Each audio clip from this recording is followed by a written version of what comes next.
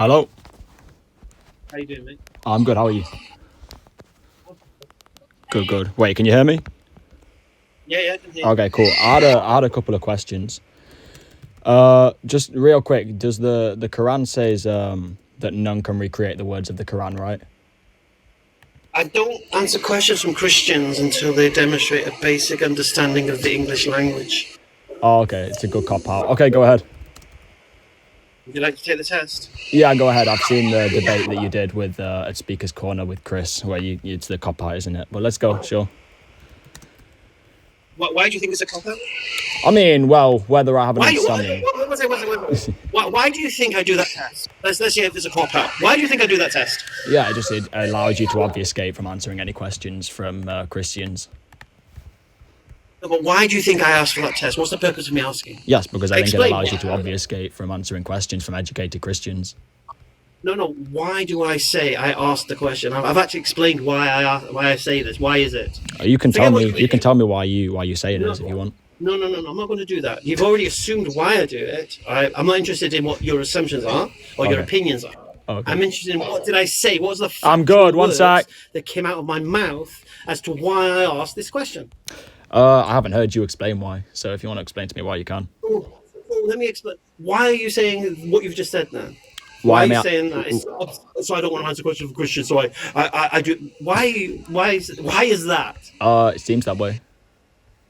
Okay. So if I tell you why I do it, and you believe the reason I do it is rational, reasonable, you're going to apologize, yeah? Yeah, sure. And if I don't think that it's reasonable, you're just gonna do the test anyway. Yes. Okay, sounds good. Okay. So the reason I do the test is because I need to make sure that whoever's reading my text, my Quran, my Hadith, can understand English. First thing. Second thing, when they read, they can comprehend. And third, they can leave their bias out of their comprehension. Yeah? So they don't make it mean what they want it to mean. Now, before you can talk about my text, because I've answered, listen, do you think this is my first rodeo? I've answered so many questions from Christians about Islam, and it always boils down to a poor understanding of something, a misunderstanding of something, or a biased interpretation of something. Always. The Al-Zut argument is a prime example of it. Yeah? And thus, I've decided now that enough is enough. I'm not going to dance like a monkey and answer questions about Islam to people who have poor understanding of English. Now, I don't know whether you do or not. If you have good understanding of English and I can see you have comprehension skill, then you're more than welcome to ask me these questions. Not a problem. Okay. Is that rational and reasonable? I don't think it's rational. I can explain why if you want. Yeah, explain why. Yeah, because it's based on a logical formal fallacy called a genetic fallacy, which is where you would assume that a belief a person holds automatically discredits their argument rather than just listening to the argument. So, for example, right, just let me finish and then just can I just finish and then I won't interrupt you.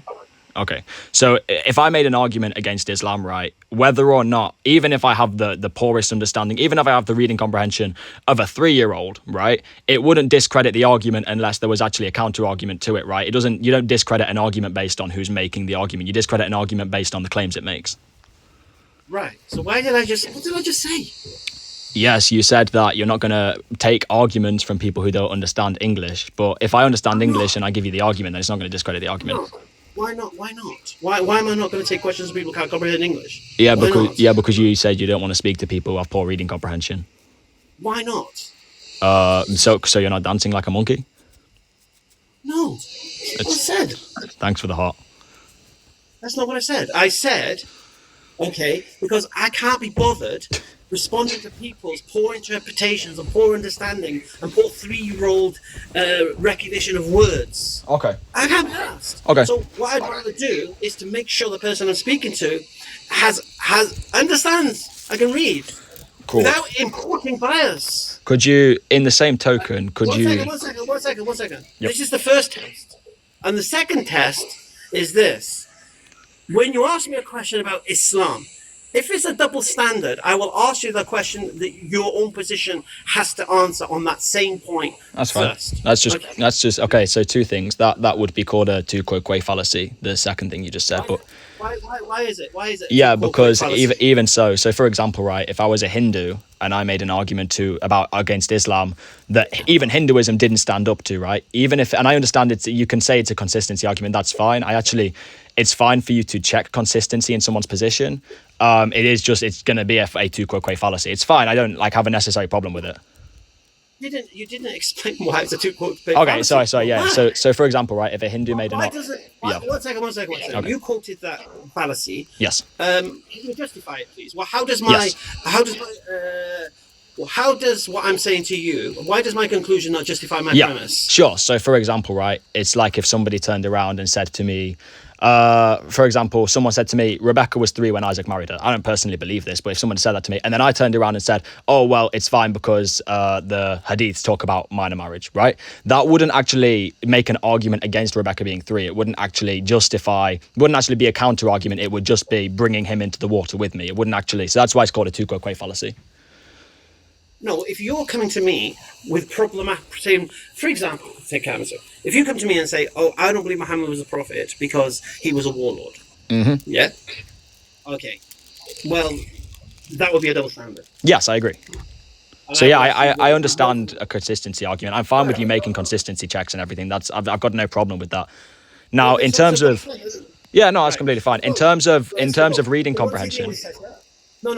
No, it matters to me. No, I'm saying in terms of reading comprehension, if I give you an interpretation of a verse that you disagree with, you can just tell me what the correct interpretation is or what your interpretation is. I don't even entertain it. Okay. I'm not here to teach. I mean, I'm not asking you to teach. The Quran says there's no contradictions. I think I have a pretty solid contradiction. I'm pretty sure your contradiction is based upon your poor comprehension of English. Okay, well, can we find out? So what does the word only mean? You could do the test, no problem. What does the word only mean? Yeah, it just means it's an exclusive term to a subject. Right, and according to you, who is the only true God? Yeah, the Father. Father. I'm a monarchical Trinitarian. It depends what you mean by only true, but sure, in this sense, it's going to be the only true God. This is going to be the Father. How many only true gods can there be? Yeah, one. Only one true God? Yep. And that's who? That's the Father under monarchical Trinitarianism. Do you know what this is? Well, can the Son be a true God? Can the Son be the true God? Yeah, he can possess the same nature as the true God, which would qualify him as the true God. But the divine nature is going to be... Just let me finish because I'm answering your question. The divine nature is going to be identified with the Father. So when we talk about the only true God, that is the divine nature. The divine nature is the true God, right? However, the divine nature is ultimately... The divine nature is first and foremost identified with the person of the Father. Are you saying the Son is the Father? No, I'm saying they both possess the same nature of what it is to be the true God, but the divine nature is exclusively identified with the Father. Natures, I'm on about persons here. Is the Son the Father? Well, persons and natures is an important distinction, don't you think? Is it? Yes. So the Son is a nature. So you're saying the Son is a nature of God? Yeah? No, the Son is a person in which the nature of God subsists. Right, and is the Father a person or a nature? The Father is a person that has a nature subsisting in him. I don't think you can say is a specific subject, a person or a nature, because I think that you can say they're both.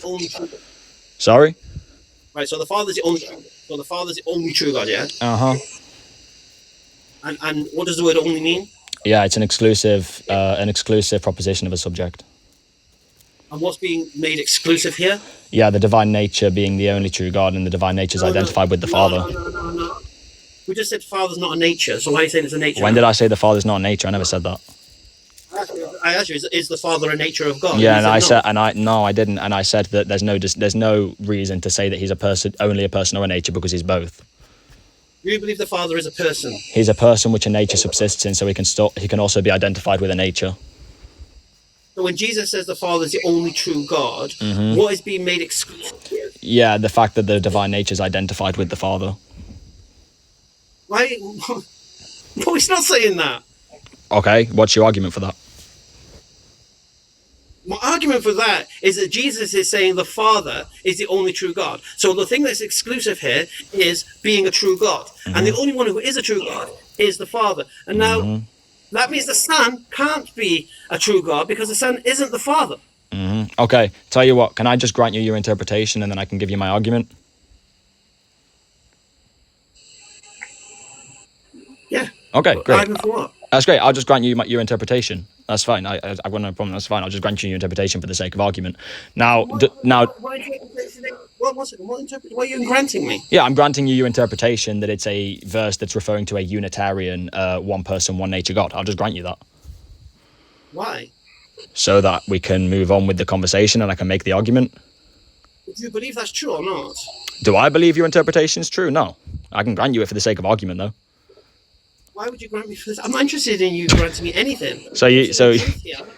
Yeah, this is bad faith because I've just granted you your interpretation so that we can move along with the conversation. Not saying, yeah, I'll agree with whatever you say because I can't answer it. I don't agree with it. I never said I agree with it. I just said I would grant it for the sake of argument. I'm not interested in you granting me anything. I want to discover truth here. Now, according to your scripture, the Father is the only true God, which means exclusively, according to your understanding of the word only, means no one else can be God. It doesn't mean no one else can be God. It just means no one. Yeah, it doesn't mean no one else can be God. It just means no one. It just means no one else can be identified with the divine nature. It doesn't say that. It says no one else can be a true God. No, it just means no one else can be identified holistically with the divine nature. For example, right? I would say. It doesn't say that. Yeah, just wait. So I would say whenever. Okay, cool. Wait, it doesn't say your interpretation either. This is why hermeneutics is important. So you know what the word means, but when it comes to a sentence, you ignore it. The patristic position is that, for example, right, in the Old Testament, whenever the word position is, for example, right, in the Old